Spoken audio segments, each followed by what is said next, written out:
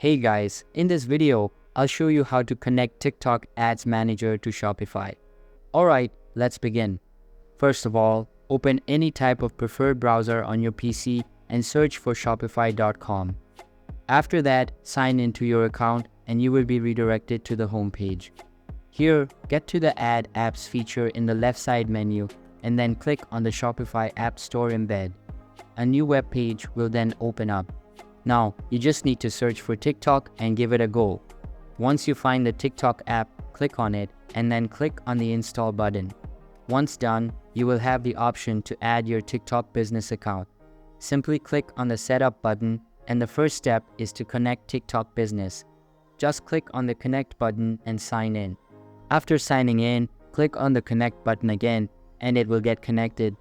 Similarly, follow the same steps to connect each and every account you want to link. Once you have connected all your accounts, select the enhanced level and confirm your selection. After that, enter the required information and click on the finish button. You can see that the request has been sent and you just need to wait for them to respond. Once you receive confirmation, you're good to go. So that's basically how you can connect TikTok Ads Manager to Shopify. And that's it for this video. If you find this helpful, consider subscribing and giving this a big thumbs up. Thanks,